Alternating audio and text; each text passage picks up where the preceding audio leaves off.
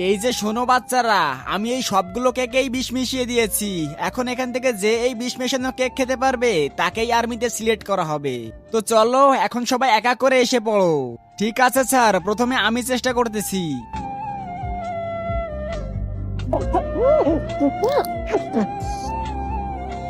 চলো এবার পরের জন এসো। স্যার এবার আমি আসতেছি।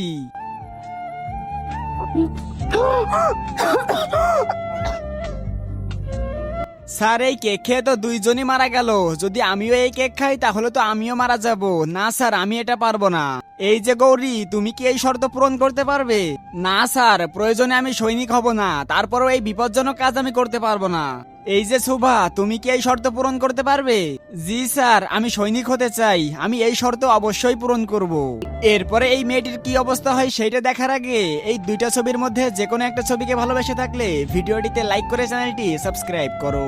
আর যদি না করো তাহলে আমি বুঝবো তোমরা এই দুইটা ছবির একটাকেও ভালোবাসো না। স্যার আমি তো এই কেকের প্রায় অর্ধেক খেয়ে ফেলেছি, কিন্তু আমার তো কিছুই হচ্ছে না। কারণ এই কেকের ভিতরে কোনো বিষ ছিল না, আর এরা দুজনই বেঁচে আছে। তোমরা উঠে পড়ো। এরা দুজনই সৈনিক, আর এটা ছিল তোমাদের একটা পরীক্ষা। আমি শুধু দেখতে চেয়েছিলাম কে দেশের জন্য জীবনও দিতে পারে। আমি দেখে নিয়েছি। শোভা, তুমি খুব সাহসী, তুমি আর্মিতে নির্বাচিত হয়েছো। ধন্যবাদ স্যার।